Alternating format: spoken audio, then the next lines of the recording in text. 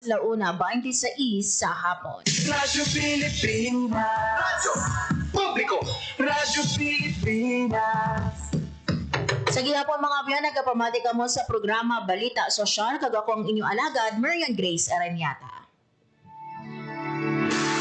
Sa mga nakatune in sa bunga hapon sa ato, sa 5:85 AM, pag syempre sa mga nagalata sa ato ng Facebook Live, sensya lang no, bangon nga na utod kita kaina, bangon sa Change Man sang Power, dari sa aton sa studio. Ina mga biyan, antes kita na utod, nagakuha kita no sang pinaka-latest nga weather update kaupod man ang aton nga Pag-asa Iloilo, and according diri no kay Ma'am Lino, uman mga biyan no nagaland ing bagyo nando super typhoon na Nando subong nga Lunes kag gina-expect na nagwa sa Philippine Area of Responsibility tomorrow Tuesday, September 23. Itano diri sa Western Visayas hindi direktang apektado sang sini nga super typhoon. However, abagat mga beno amo ang son ko nga anak ka experience kinainan sang pag-ulan sa pila ka mga areas.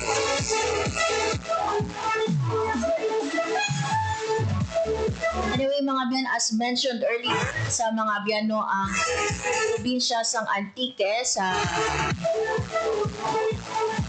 listahan no, kung sa diin wala sang klase kag obra bangod man sa sining super typhoon. Gani mga abyan no, magakuha kita sang latest naton nga update straight no dira sa Provincial Disaster Risk Reduction and Management Office sa probinsya sang Antique. Usaho naton no ang aton nga mga kauturan nga mga Antiqueño, kaupod mga abyan ang aton nga PDRRMO head si Sir Broderick Train. I believe no ari na sa atong piya kalinya si Sir Broderick Train. Sir, maayong hapon sa imo and welcome sa Radyo Pilipinas Iloilo. Yan, po sa tanan, no? Especially sa nagapamati o sa Radyo Pilipinas Iloilo. Yes. Sir Broderick, no, isa ang Antique sa mga nalakip sa listahan nato nga ginsuspende ang klase sa mga pampubliko kag pribado man naton nga mga eskwelahan nakip man no ang work sa government. May we know sir, kamusta ka mo dira sa Antique? Subong nagaulan bala dira? Yes ma'am, no? Bali, resulod man sa presidential executive order urati klase ganyan kag may cancellation no kang mga work, especially sa mga local government units natin, no? Kag sa iba pang government agencies. Anyway, ang kanyang oras, medyo nag-cloudy pa man po, no? May mga areas kita na overtaxed, kag may mga areas man na affected kayo na, no? Kang light to moderate range. Kag may mga areas man na medyo madabol-dabol ang panguran kayo na. Anyway, kaya medyo nag-improve. Kag, however, no, may mga batagan kita pag napyan ang aking nabagat. Kag, we are expecting siguro nga may mga panguran pa sa karoon hapon. Sir, may ara bala kita ginapa-preemptive evacuate o kung as of now may mga evacuees kita, Sir Broderick? Actually, kagabi, ma'am, so, dyan kita, no, 5 ka pamilya, dyan ka barangay po, na gina-preemptive evacuation, no, kaya rapid sanda sa Yapo Creek. Kag, medyo madamo lang paguran ka po, dyan sa Central Antique. So, kauruli naman sanda na ina kasalan, ang mga ikaw nga mga pamilya, kag, wala rin kita, no, tina-register pa nga may mga evacuate o may implement ang LGU natin na preemptive evacuation. So para sa kanya, wala man mga disruption, no? Kang pagbiyahe, na wala man reported din na may mga landslide o mudslide doon na nagtatabo sa atin yung mga major na mga dalanan. Yes. So marama ko, no? Ang sa kanya, so para nagipagawa man kita ng mga directive, especially sa mga mamumuma natin, no? Kung may taway ang panahon, tiplano pa, no? Hindi tatapon ng mga tapat ng especially ang diyan nagapanguma sa tinakang mga kasubahan natin sa mga river estuary. Kay delikado rin kung mailang riwan, no? Likewise, ang mga inuman natin sa atin ng mga mangingisda na hindi na higit makuha kay posible no nga may pagbaskag kabalit sa kanya.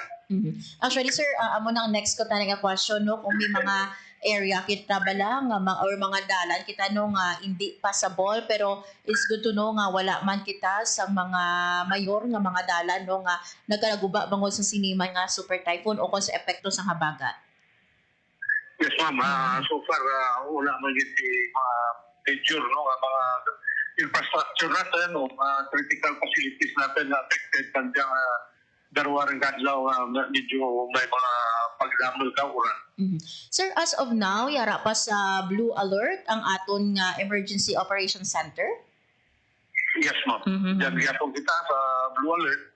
Kag muda nga may mga coordination kita nga ginahimo no sa atin nga mga local counterpart. Kita man natin no, ang mga ahensya nga membro ka atin nga PDRRM Council.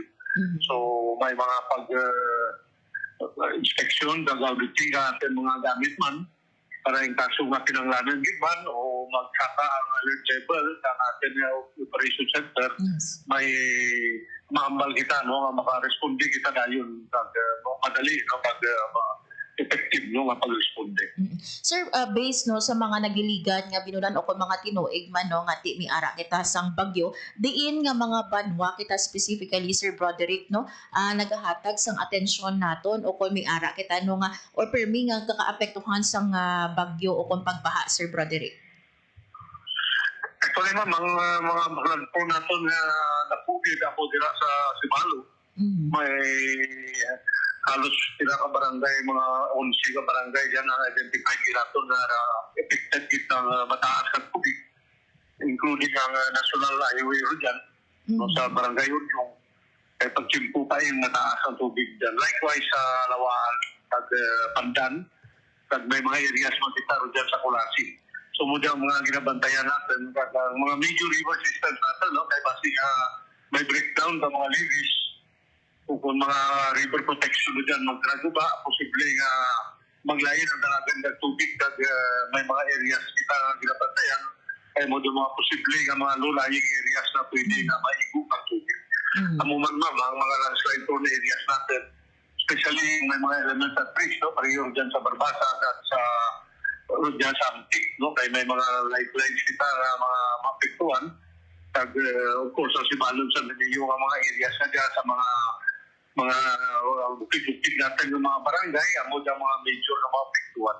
So, dyan ba, no, sa norte, no, especially dyan sa atin Badwakan, Kulasi, at dyan man, no, sa Valderrama.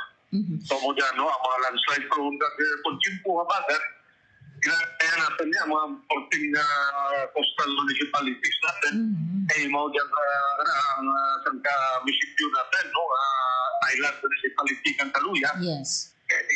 May taas pa ng risgo no ang kadelikatuhan, especially ma-isolate sa kanya yung kaso nga maglayan ng chimpo. So mo dyan no ang mga areas o mga banwa na na-identify natin no sa tatlo ka mga major hazard na pwede no mag-igo ka natin yung kaso nga may bagyo. Yes. Sir, ano ang direktiba man sa aton nga gobernador or Governor Javier sa PDRMO and at the same time sa aton man nga mga Municipal Disaster Risk Reduction and Management Offices? Tama no ka stringent no ang issue nga direktiba ka natin sa ating gobernador na kinahanglan pagtayan kanya ang malain nga timpo at mag-coordinate sa mga local counterparts natin para makimamana natin kung ano ang situation no o kung mga actual condition ng andang lugar, ang panahon sa andang lugar. At likewise kung ano ang mga threat o mga kadelikaduhan na pwede magtuga no ka mga emergency o disaster. So ang atin na pag-respond no sa mga panugyan nga nakahanda no ang atin nga mga quick response team.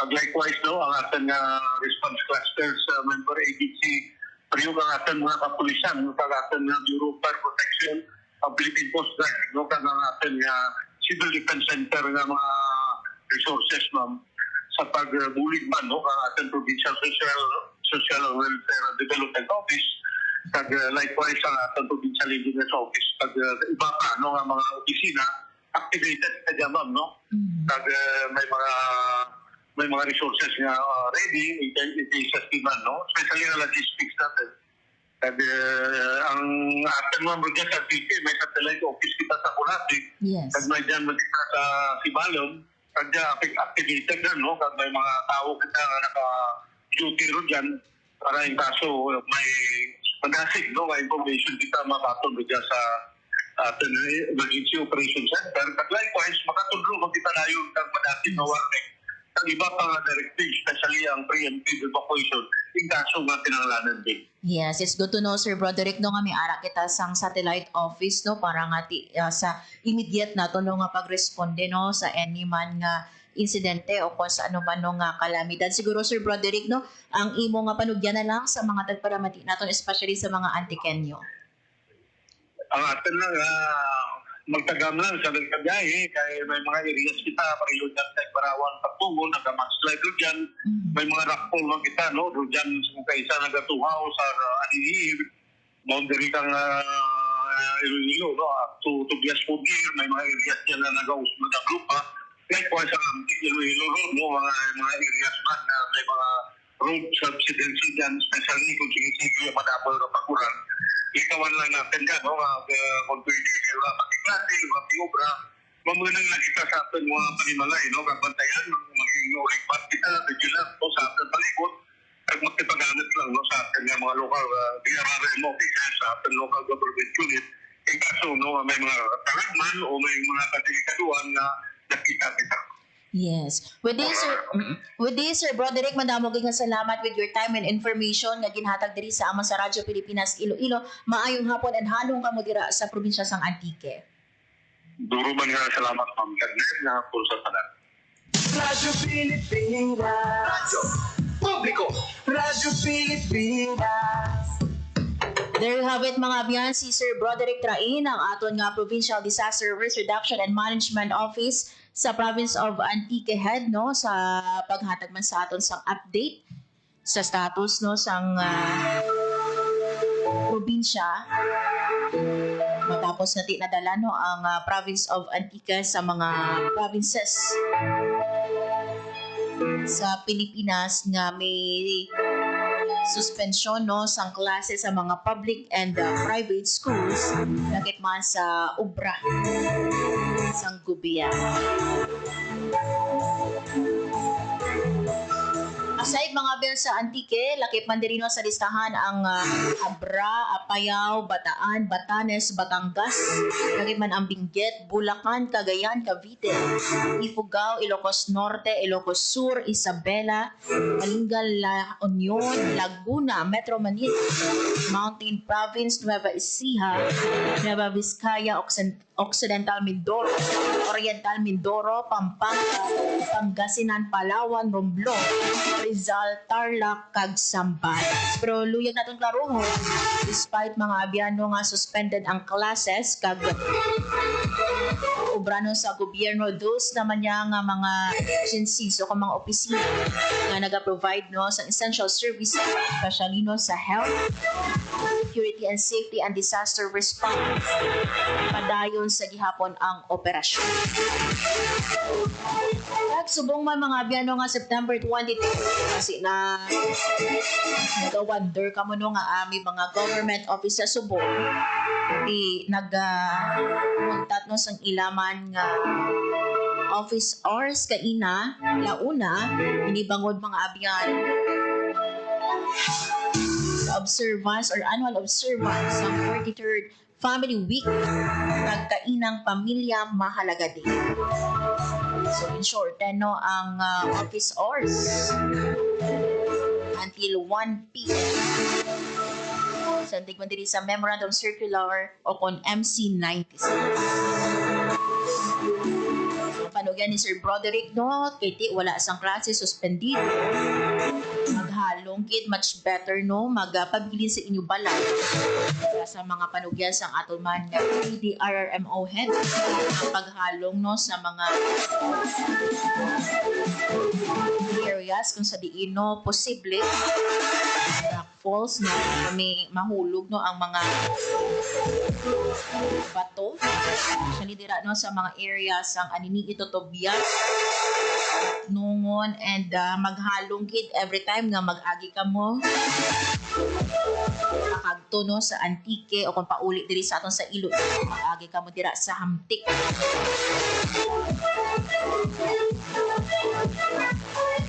Para ma-make sure nga safe kita pabilin sa inyong balay. Oras mga biyan sa Radyo Pilipinas, 1:42 sa hapon. This time mga men istoryahan naton ang pag-suspend ng in-person class sa masobra 1,000 nga mga bulutmuan diri sa aton sa Western Visayas. Mga biyang pamatian ang akon nga interview, no, kaina kay Sir Hernani Escolar Jr., ang aton nga Regional Information Officer sa Department of Education Western Visayas. Sir, subong nga September 22, may harap na kita nga mga schools diri sa Western Visayas na nag-cancel sa face-to-face classes?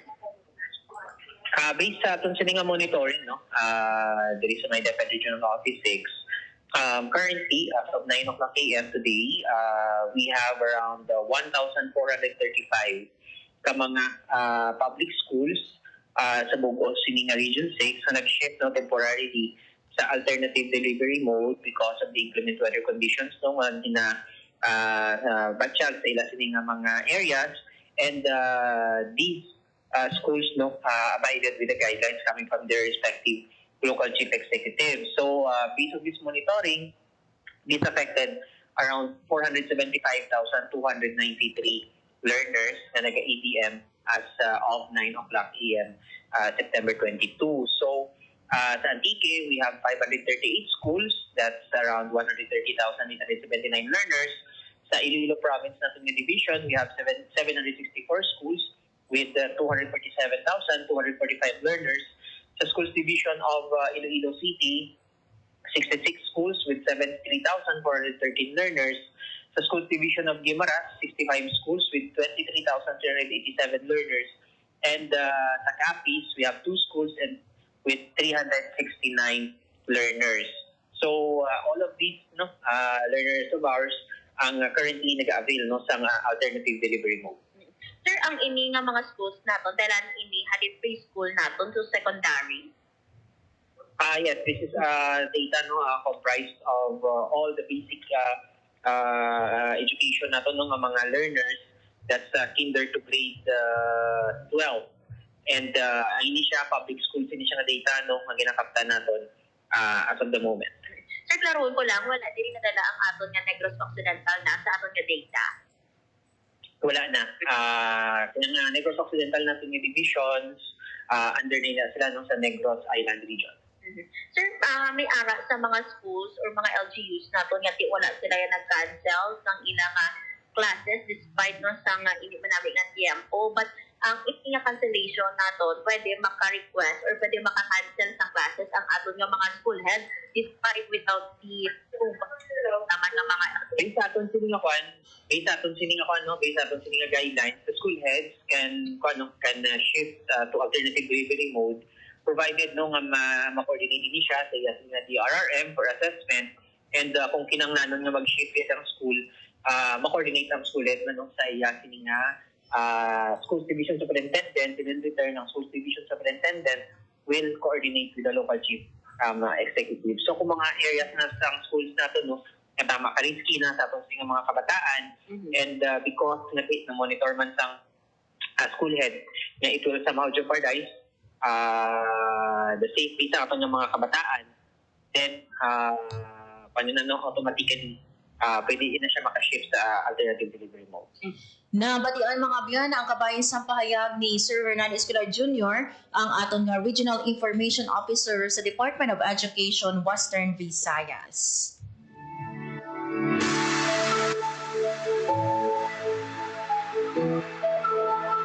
So may ara kita mga abyano, more than 1,000 or exactly 1,435 ka mga bulutmuan sa Western Visayas ang may cancellation sa face-to-face classes.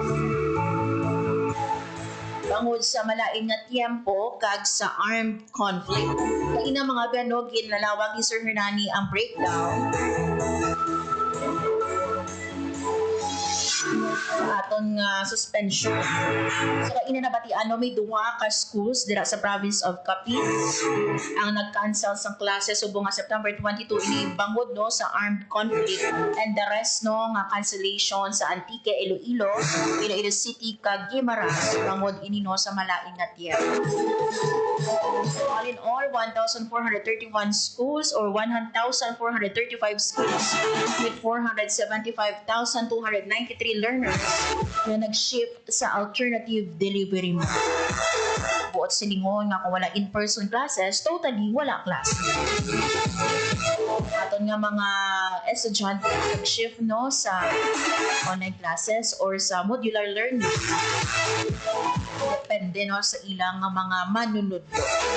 Pagklaro no in case no nga hindi maka-declare sang suspension of in-person classes ang mga local chief executive naton, ang aton nga mga school health pwede gid maka-declare pero kinahanglan magpabalo no sa mga district superintendent kag ang mga SDS naton amo naman ang mapabalo sa aton nga mga LC. So may ara prerogative ang aton nga mga school health to cancel, especially if they deem no nga tamaan ka risky nga magkadto sa eskwelahan ang mga estudyante. Hindi lang ini applicable no sa bagyo, but even other reasons pwede gid maka-declare ang aton nga mga manunod or ang aton nga school health. Samtang mga biyan sa Negros Occidental naman, para sa suspension sa klase sa 16, ang mga LGU lakip diri ang Hinigaran, Ilog, Binalbagan, Isabela, Hinubaan, Moises Padilla, Ibi Magalona, Kawayan, Manaplas, Don Salvador Benedicto, Candon, Imamaylan, Kabangkalan, Gitman ang City sang Silay, City of Sagay, kag Siyudad sang Talis.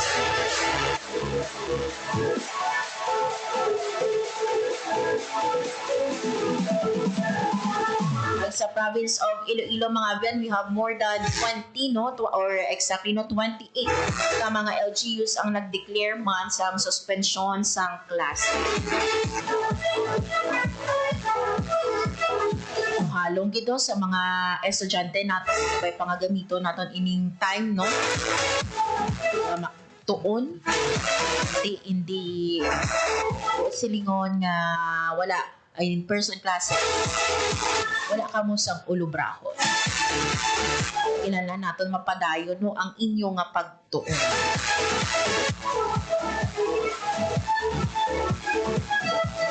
Samtang mga biya sa ibang paginaton nga balik, ang aton nga Department of Social Welfare and Development Field Office 6 may ara sa naka-standby nga masobra sa 117 million pesos nga bili sang food and non-food items, lakip man diri ang ready-to-eat meals nga handa i-augment sa mga magakinahanglan naton nga mga LGU. So ginahulat pa naton no kung banami ara diri sa Western Visayas ang pa-evacuate bangod man sa epekto sang habagat. Naging pabaskog no sang Super Typhoon Nando. Pero while waiting mga biyan for the data, ang aton no nga DSWD nagpahayag nga ready to augment anytime no sa mga LGU. So kung wala na sang bastante no nga supply sang food and non-food items o kung ready to eat food, ang mga LGU naton pwede gid maka-request sa DSWD kiti aside sa aton nga regional warehouse. May ara kita nga mga LGUs kung sa diino nagpartner ang DSWD para nga mangin lugar no o kung para makabig naton nga preposition site.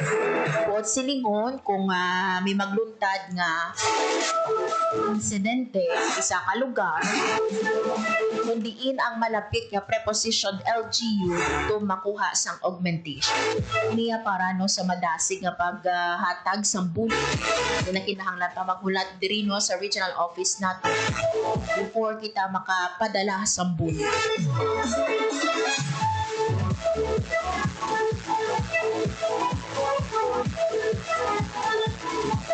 kahapon mga biyano, kamusta ka mo?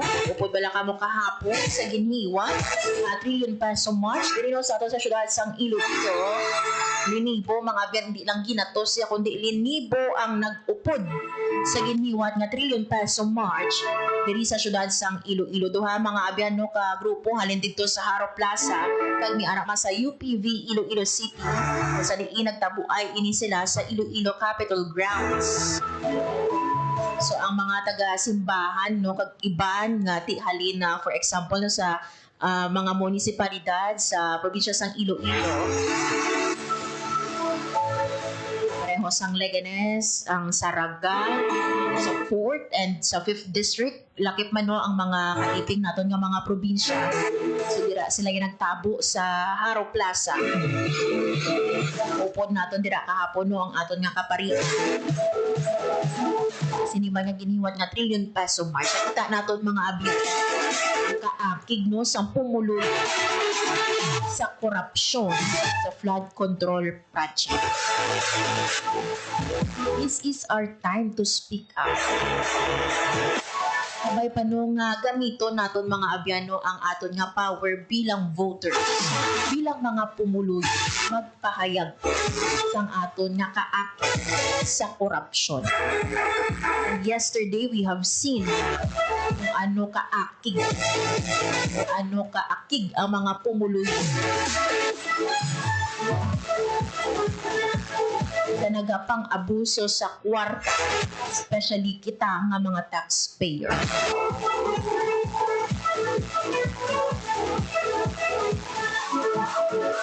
While there are some no nga hindi suportado ining ginhiwat nga 1 trillion peso march, as respect those nga nagwa sa ilabalay nag-upod sa sininga kausa sa sininga public demonstration.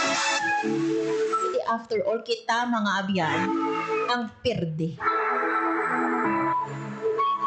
So kahapon no, isa mga abyan ka peaceful no, kita diri sa syudad sang Iloilo. Pahayag no sa aton nga Iloilo City Police Office, naging peaceful ang aton no nga paghiwas sa public demonstration no kung saan na 3 trillion peso march inibangod man sa kooperasyon sa organizer sa mga nagtambong sa sininga public demonstration. And those naman niya nga ti wala nakaupod, no nga madamot sa mga kauturan nato nga ti may mga obra, hindi makaupod, kabay pa we will continue. Let's continue to have that fire no sa aton nga tagipuso nga magpahayag nga wala lugar ang korupsyon.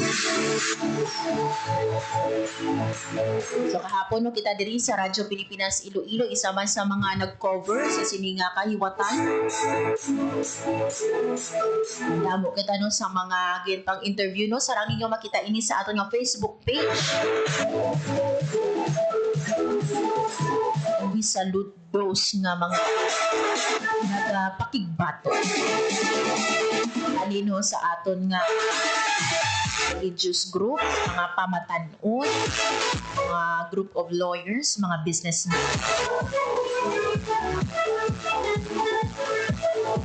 Even kita nga mga mamumugo na nagpahayag no sa nga ilang opinion. Kapay pa no nga ti hindi lang diri maun. But every day, continue to have that kind of fire no sa aton nga kaugalingon. Na dapat may manabat gid.